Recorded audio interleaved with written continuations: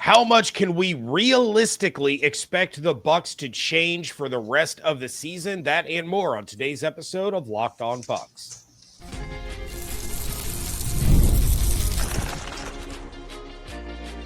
You are Locked On Buccaneers, your daily Tampa Bay Buccaneers podcast.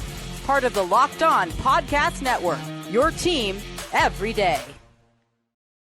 What's up, and welcome into this WTSP Wednesday episode of Locked On Bucs, your daily podcast covering the Tampa Bay Buccaneers, part of the Locked On Podcast Network, your team every day.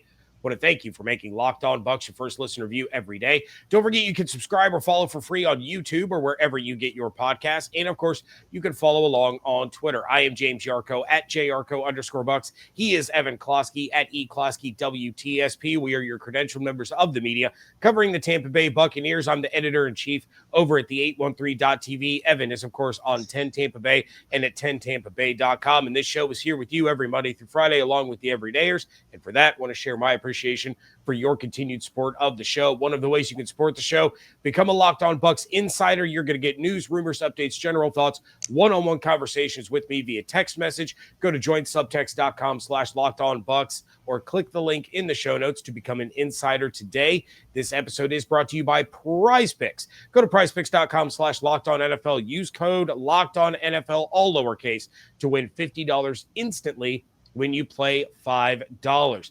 Talking about the upcoming matchup against the New York Giants. And, of course, that crystal ball makes its post-bye return. But, Evan, we're going to start this thing off talking about specifically the defense. You can get into a little bit of the offense, but first and foremost, I want to talk about the defense. And I've talked a lot, and I mean a lot, since last week about Mike Edwards coming back to this team and what I think he's going to do for the defense, what I think he's going to do for some of the players on the defense.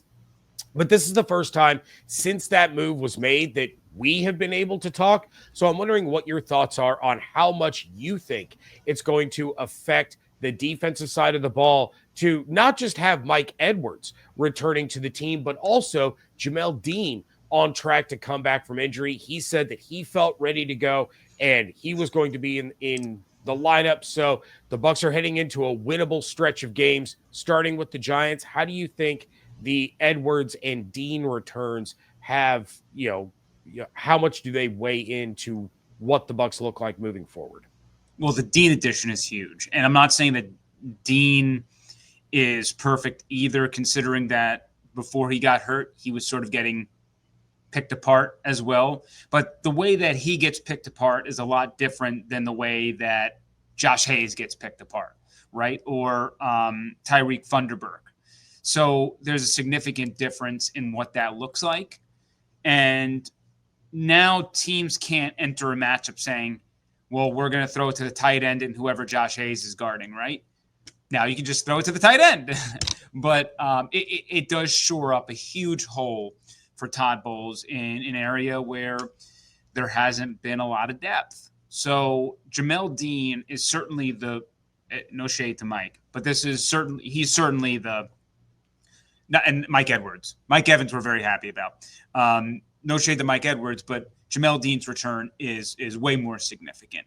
It's a totally different role, and it was a huge hole over there. And hopefully Zion's okay, and you have both of them out there, and away we go.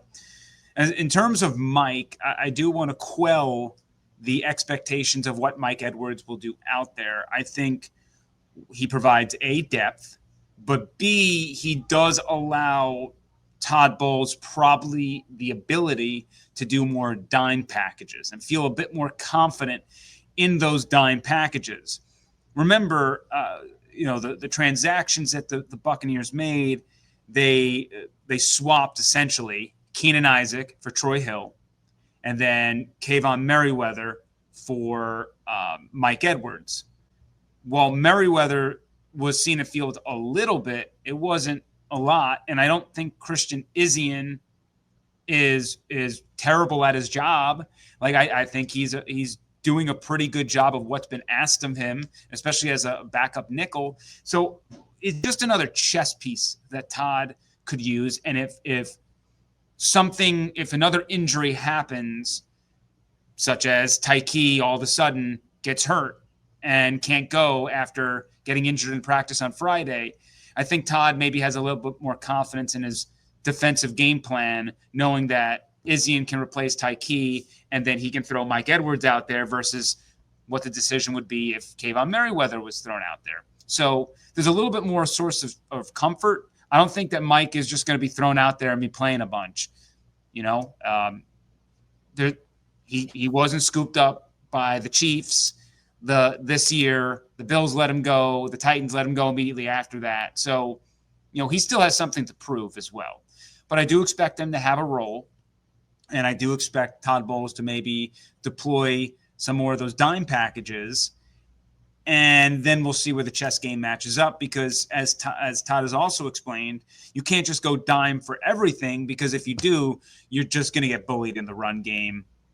Big bodies on small bodies equal big problem. So that's where that leans. But both, Jamel, instant impact to the defense if he plays this weekend, like we think he will, but it's not a given.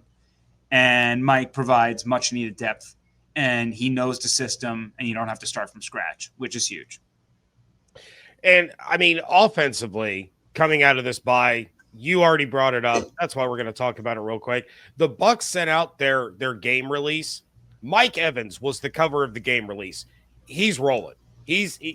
Todd Bowles can hem and haw and do the whole we'll see where we are all he wants. Mike Evans is playing. He's going to garner the vast majority of the attention, right? We are talking, there's no Godwin there to help alleviate some of that. He's going to get double teamed. He's going to get triple teamed. Teams are still going to force Baker to find someone else to beat them. What do you expect out of Mike Evans, his first week back from the hamstring injury, knowing that defenses are going to zero in on him? I expect him to be him. As long as he's fully healthy, there's going to be more of an emphasis to get Mike the ball. And I understand coverages dictate where the ball goes, yada, yada, yada. The fact is there's going to be more pressure to get Mike the ball, which might be a good thing in some regards. I think a lot of times when you have Chris out there, it's easy to quickly get off of Mike, right? I'll look for Chris, I'll look for Cade, and we'll just let them do whatever they want to do. It now there might be more of an ability to get Mike some touches that sometimes he doesn't get, that maybe they're a little too scared to throw his way. And not saying that they're going to throw into triple coverage or Baker's going to, or should be, risky with it. I just think sometimes they're maybe a bit too conservative based on coverage of getting the ball to Mike. And I think this process will allow them maybe in the long haul to say, oh yeah, like Mike is really damn good that he can beat coverage. He's seen it all and we can trust him, and not like just roll their eyes off of him immediately. They obviously trust him. So that will be interesting, but Mike also sucks up gravity. So even if Mike doesn't get the ball, even if the numbers aren't there and he's not going to hit 1,000, it's tough to suck up gravity on Mike, suck up gravity on Cade, who's kind of playing half Godwin, half tight end. And then, you need another wide receiver to step up in that process. And you would hope that, look, Sterling Shepard returning to New York, I think he's going to be very incentivized to have a great time there. But guys like him, Trey Palmer, Jalen McMillan, who is going to step up? Who's going to be that guy? And, Ryan Miller.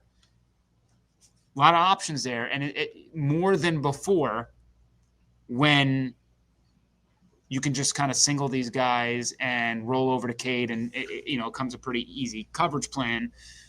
Coverages become a little bit softer when they're being sucked to Mike, and you might be able to actually look some other ways. So I'm interested to see what Liam Cohen has in his bag after, a week, 2 weeks of kind of self-scouting, game planning for the Giants, understanding Mike's back, and knowing what the landscape of this offense is going to be.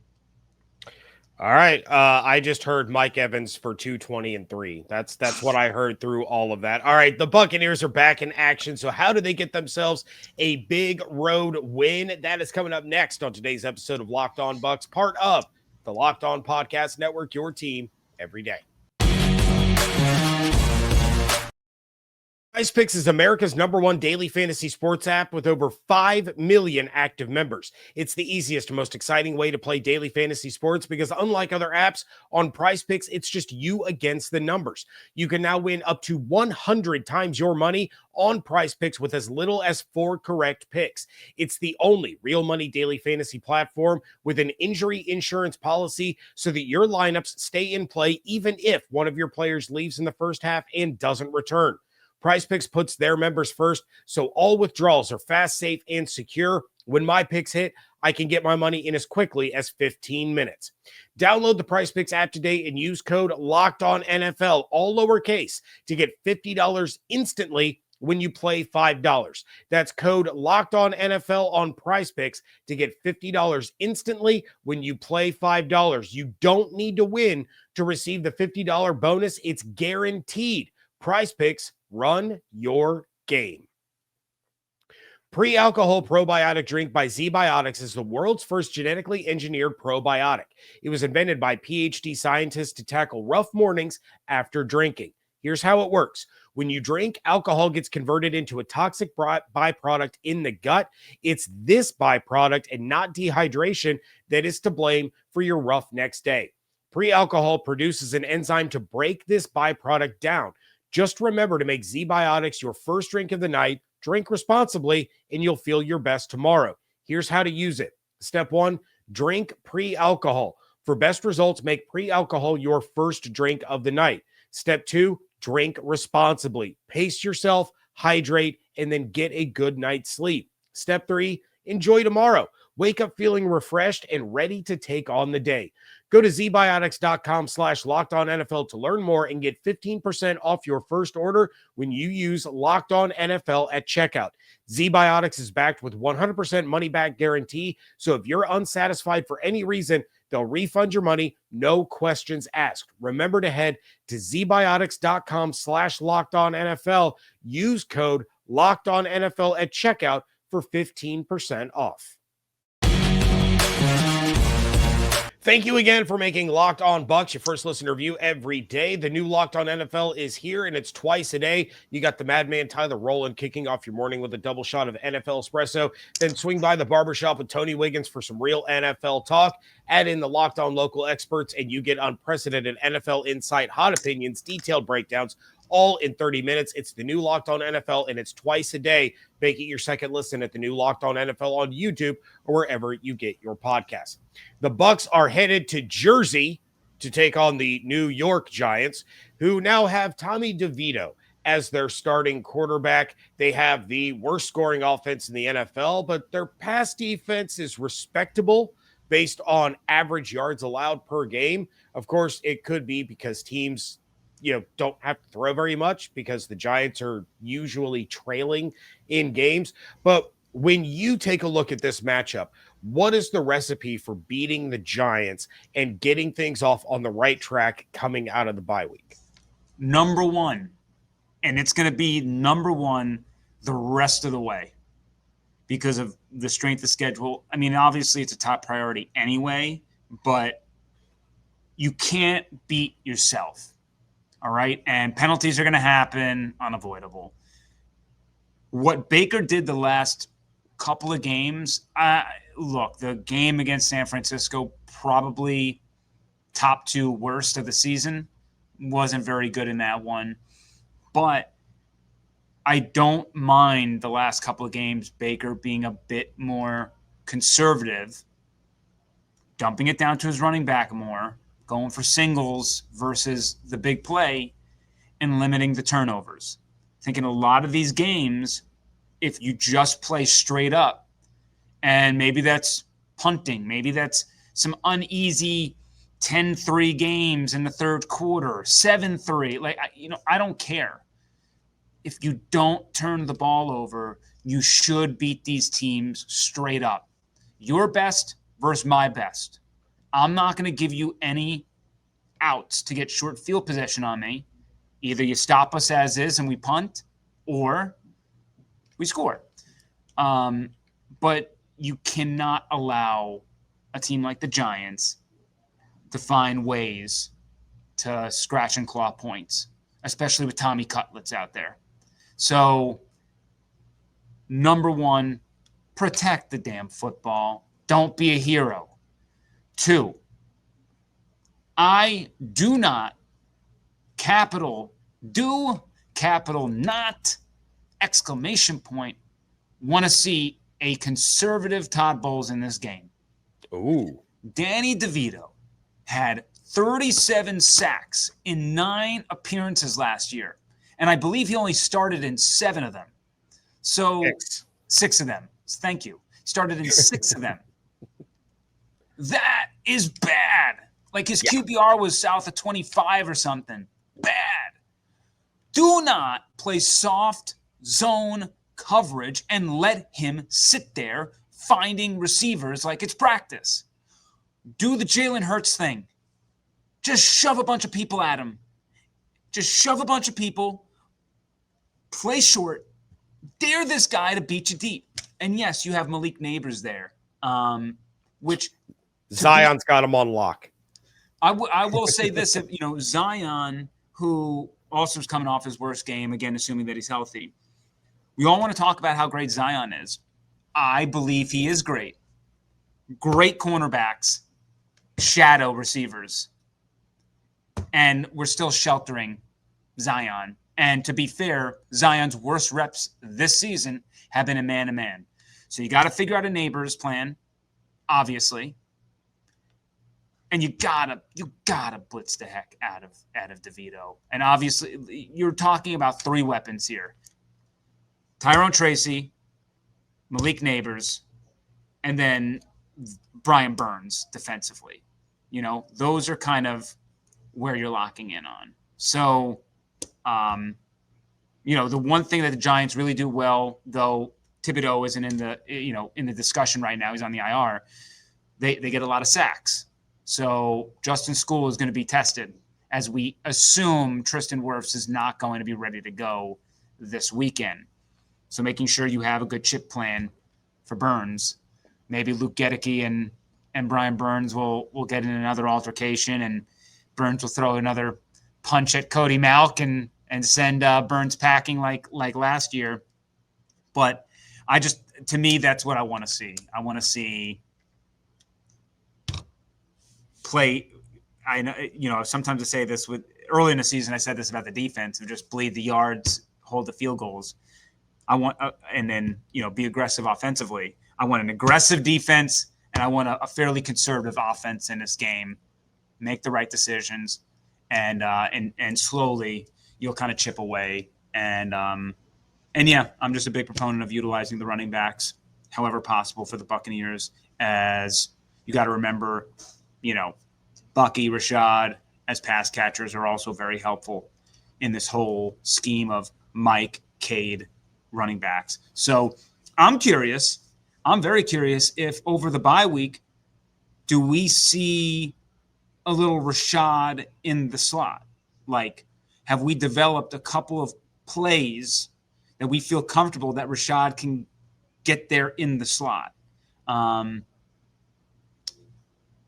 Curious. Not saying it's going to happen, and not saying they're going to Rashad's going to be out there all the time. But if Cade can learn how to do some of the Chris Godwin routes, I wonder if Rashad can pick up a few of them now that you've kind of had a bunch of time here. We'll see. Yeah, well, I mean, and a couple of times line both Rashad and Bucky up in the backfield, and then split Rashad out to the slot and see what kind of mismatch you can create there. It can be an option where maybe Bucky is the one getting the ball, maybe Rashad is going in on a slant. But I love the thought of Todd Bowles being like Jalen Hurts aggressive in this one, and I'm curious because you kind of mentioned it earlier that. We're probably going to see a little bit more of the dime package now with Edwards coming back.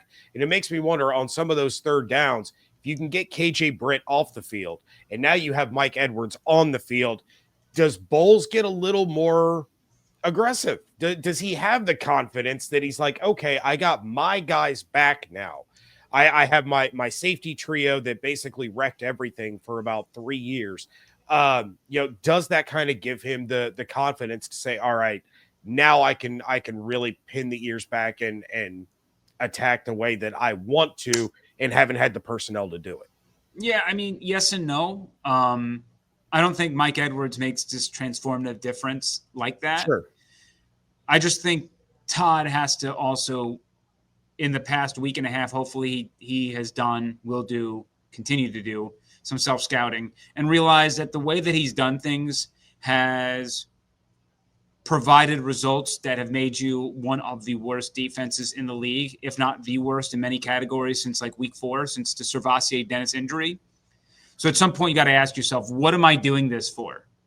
What is the net gain here? You have to tinker with some of the concepts. And if your personnel can't execute the things that you think need to be done, and if you're constantly having those execution issues, then maybe the plays that you're deciding are not the right plays for your personnel. And maybe you got to decide a different way to handle your personnel.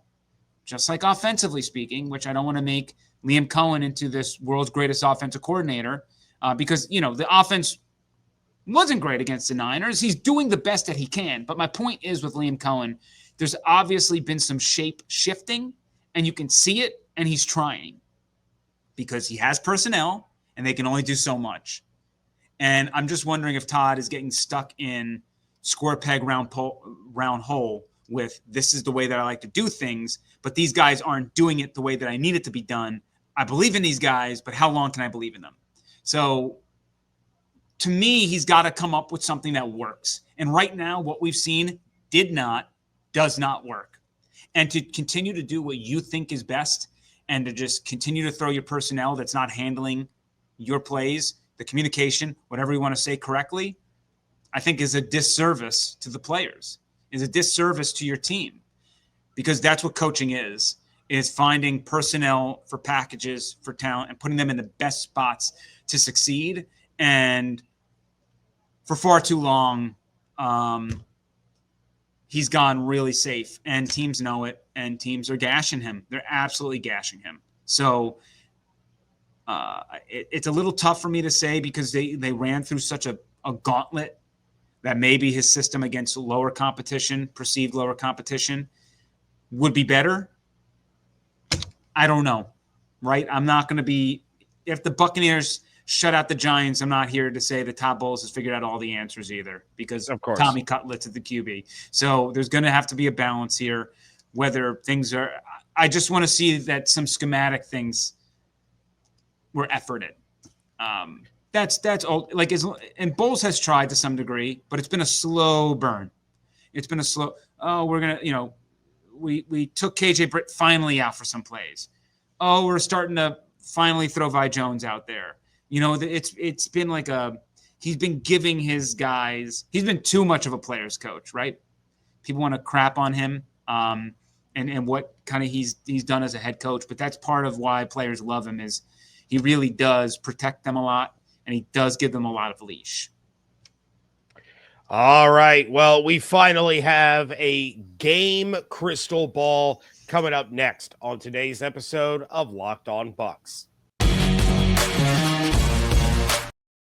History, economics, the great works of literature, the meaning of the U.S. Constitution. Did you study these things in school? Probably not. But even if you did, it's probably time for a refresher. Time and technology have changed a lot of things, but they have not changed basic fundamental truths about the world and our place in it. Our sponsor, Hillsdale College, is offering more than 40 free, yes, free, online courses, including Constitution 101, the meaning and history of the Constitution, Introduction to Free Market Economics, The Rise and Fall of the Roman Republic, and a personal favorite of mine, Mark Twain, Tom Sawyer, Huckleberry Finn, and selected short stories. All of Hillsdale's courses are self-paced so that you can start whenever and tune in wherever. Plus, you can go deeper with readings, quizzes, discussions, or just sit back and enjoy the lectures. Go right now to hillsdale.edu/lockedon to enroll. There's no cost, and it's easy to get started. That That's hillsdale.edu/lockedon to register, hillsdale.edu/lockedon. Whether you're dodging tackles on the field or cheering from your couch, The Joint Chiropractic has your back, literally. As an official chiropractor of the Tampa Bay Buccaneers, they're here to make sure you're always in the game, no matter your role. If you're feeling the pain after a long week or just looking to stay active, they offer personalized care to help you bounce back stronger. 90% of elite athletes, including NFL pros, rely on chiropractic care to stay at the top of their game and perform their best. At The Joint, you don't need an appointment. Just walk in and get the care that you need same day. No scheduling hassles. Just walk in when it's convenient for you. Here's the real kicker. As a Bucs fan, you're going to get your first visit for just $19. Head over to Buccaneers.com. Check out the contests and promotions section underneath the Fans tab, and then download the offer. A great deal for great fans. Head to thejoint.com to find your nearest Tampa area location. Wrapping things up here on a WTSP Wednesday edition of the Locked On Bucs podcast. I still don't have my voice all the way back. I can't hold that wrapping things up out too long. We're getting better. We're getting closer. But Evan, we had a week away from the game predictions, obviously, because of the bye week. You still busted out the crystal ball. But now we get to finally look ahead to a game again. Feels like it's been forever. So you got the Bucs road favorites against the Giants. Who is your predictive player of the game in this one? I'm going to go with my boy, my guy, Yaya Diaby. I think this is a really plus matchup for him. I know that the edges have not done well. Give this man a week off. The pressure rate is there, and he's got a QB who might fold in the pocket a bit more. He's due for a splash game. He has been for a while, and I think this would be a great splash spot for him, especially after a week to get a little bit more healthy. So considering my bold prediction, you'll understand why Yaya is my pick. Well, I don't understand how Mike Evans going for 220 and 3 touchdowns plays into Yaya Diaby, but you're going to explain it to us. All right, what is your bold prediction in this one? Bold prediction, 7 sacks for the Tampa Bay Buccaneers. Holy moly. 7 sacks. It seems crazy, but look at the Tommy Cutlett numbers last year. I brought those numbers up. There was only, and it would probably take me a minute to find it. It was something like there was only 2 games that he appeared in where he was sacked fewer than 5 times last season. It was just absolutely egregious. Yeah. So, I mean, as far as props are concerned, down the road here, I would look towards some of the Buccaneers defensive players for sacks and throw a little sprinkle on the unheralded people. Like, Greg Gaines had one last game. Maybe sprinkle a little on Greg Gaines if you can get that. Joe Tryon-Shank, Anthony Nelson's due for a sack. I'll say Nelly gets a sack this week. But yeah, I just 7. I feel like that's bold enough, and I think it's an opportunity that if Todd Bowles puts his non-existent hair back, lets it rip, that's what we'll see. So yeah, DeVito started 6 games, appeared in 9 games. Yep. And there were only 3 games that he appeared in, not started, but appeared in, where he was sacked fewer than 5 times. Absolute insanity. I knew I had it buried in there somewhere. All right. So we got Yaya Diaby going absolutely ham on Tommy DeVito. We have the Bucs defense just punishing that poor guy who, I saw Mark Schlereth talking about it. You're really going to start Tommy DeVito just because it makes the fans happy when Drew Lock has been your number 2 quarterback all season? Doesn't really make a whole lot of sense. I don't know. It makes a lot of sense when your motive is to get the worst draft pick possible. So that you can draft a quarterback number 1 and get that. It's a great, it sucks for Drew Lock. Don't get me wrong. Yeah, it does. But what a scenario to be in. Hey, I get to make the fans happy and start the worst quarterback, which then gets me a better draft spot. and protects me from Daniel Jones getting hurt. Yeah. Too bad he's doing it for the future head coach and not himself, because we'll see. We'll see if Daboll goes. A lot of people in Giants land that I talk to still believe in Daboll, but if you are going to bring in a QB, you might want a different head coach underneath it. It's tough, Jets, Giants, a lot of organizations. You don't have the QB. You're going by the wayside. So, but that's enough for Locked On Giants. Yeah, I will be talking to Patricia Traina of Locked On Giants tomorrow for Crossover Thursday. But yeah, one thing that she and I will probably laugh at is the fact that Aaron Rodgers is just getting the entire Jets organization fired. Yeah, it's pretty funny. Not their fault. Yeah. So, all right, Diaby, the defense racking up sacks. I'm guessing you're chalking this one up as a big old dub for the Buccaneers, but what is your score prediction in this one? Not going to say big old dub, but a dub. 27-17, Tampa Bay Buccaneers. They win the game. That covers the spread. That's a double-digit win. That's a big old dub. It's a big old dub. Big old dub. I think this is going to be one of those games where first half is a little bit closer than fans would want it to be comfortable, and then I think second half, some things happen.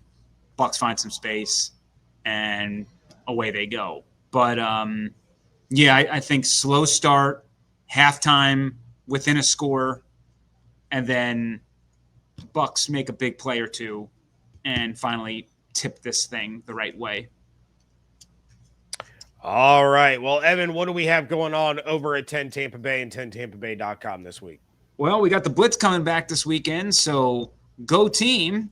We will have that on 10 Tampa Bay at 8:30 in the morning Sunday. We'll also have that on the YouTube page and the 10 Tampa Bay Plus app on Saturdays, so go enjoy that. Also enjoy all of our coverage with the Stadium Saga, with the Tampa Bay Rays. It is exhausting. So don't allow yourselves to be exhausted by it. Let us be exhausted for you. We got plenty of coverage for you.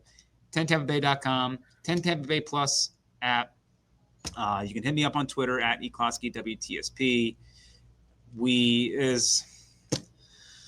My colleague over there, Aaron Procedure, and I, we spent like 50 minutes breaking down everything with this deal. You can find that pinned to my Twitter page as well, which will give you a real foundational level of everything that's happened before the vote was delayed Tuesday, and then heading into the city vote on Thursday to repair the trop. A lot of balls in the air. Feel free to send me a message on that. Gigantic hot mess, but nobody covers it better than you guys over there at 10 Tampa Bay. So make sure that you're checking out everything going on over there. Make sure you're checking out everything going on over at the 813.tv. Follow on Twitter at Locked On Bucs, at JArco_Bucs, at eklosky WTSP. Become a Locked On Bucs insider. Go to joinsubtext.com/LockedOnBucs or click the link in the show notes. And of course, make sure you're subscribed on YouTube with the notifications turned on, as well as wherever you get your podcasts. Hope you all have an absolutely outstanding day. Stay safe, stay healthy, fire the cannons. Want to thank you so much for joining us right here on Locked On Bucs, part of the Locked On Podcast Network, your team every day.